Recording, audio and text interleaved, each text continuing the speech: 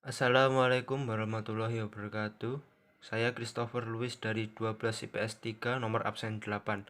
Di sini saya akan menjelaskan tentang perkiraan akuntansi. Yang pertama, penjelasan akun. Media atau formulir utama dari akuntansi yang dipakai untuk tujuan pengikhtisar transaksi disebut dengan akun. Kegunaannya adalah mencatat secara lengkap perubahan-perubahan yang terjadi dalam aktiva, kewajiban, atau ekuitas tertentu selama satu periode. Kelompok akun-akun yang digunakan dalam suatu perusahaan disebut daftar akun atau chart of account. Dengan menggunakan akun, maka informasi dapat diperoleh pada saat dibutuhkan dan laporan keuangan dapat disusun tepat waktu. Bentuk yang paling sederhana dan banyak digunakan dalam ikhtisar ini adalah bentuk T. Bentuk akun ini terdiri atas 3 bagian, yaitu nama akun dari masing-masing unsur aktiva, kewajiban, dan ekuitas diletakkan di atas garis horizontal pada huruf T. Sisi kiri dari huruf T disebut dengan debit, di sisi kanan dari huruf T disebut dengan kredit. Kemudian ada bentuk 4 kolom. 2 kolom tambahan untuk menunjukkan saldo jumlah debit dan saldo jumlah kredit dari setiap akun. Kemudian terdapat klasifikasi akun. Akun diklasifikasikan dalam 3 kelompok besar yang dalam persamaan akuntansi. Yang pertama ada aktiva. Aktiva merupakan sumber daya yang dimiliki sebuah perusahaan yang memberi manfaat ekonomi di masa depan. Akun aktiva meliputi kas, wesel tagih, piutang dagang, perlengkapan, biaya dibayar di muka, tanah, gedung, dan peralatan. Yang kedua ada kewajiban.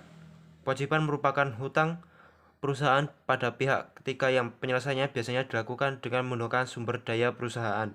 Contoh akun kewajiban yaitu wesel bayar, hutang dagang, hutang pajak, biaya yang masih harus dibayar, pendapatan diterima di muka, dan pendapatan yang diterima secara tunai di muka. Kemudian ada ekuitas.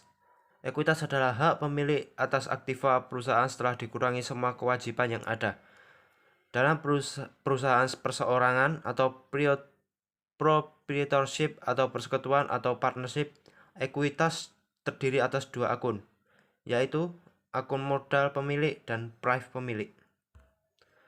Kemudian terdapat pendapatan. Pendapatan adalah kenaikan dalam ekuitas sebagai akibat dari penyerahan barang dan jasa kepada pelanggan. Apabila terdapat jenis pendapatan tertentu, maka masing-masing dicatat dalam waktu yang terpisah. Contoh akun pendapatan merupakan 1. Penjualan atau sales, 2. Pendapatan bunga atau interest revenue, 3. Pendapatan sewa atau rent revenue, yang keempat, pendapatan jasa profesional atau professional fee. Yang terakhir, terdapat beban. Beban timbul apabila perusahaan melaksanakan aktivitas perusahaan normal dalam rangka menghasilkan pendapatan.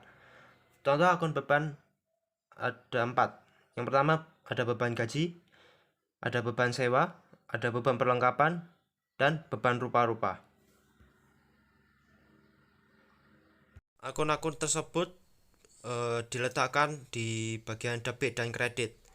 Untuk bagian debit ada 2 bagian, yaitu bagian harta dan beban.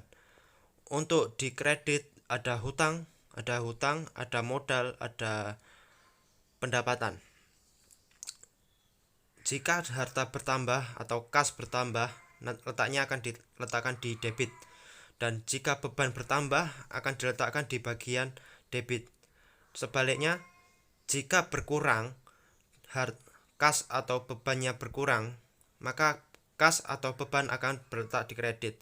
Sementara hutang, modal, dan pendapatan jika bertambah akan diletakkan di kredit. Jika terbalik, jika pendapatan, modal, dan hutangnya berkurang, maka akan diletakkan di sebelah debit dan bentuknya akan seperti ini.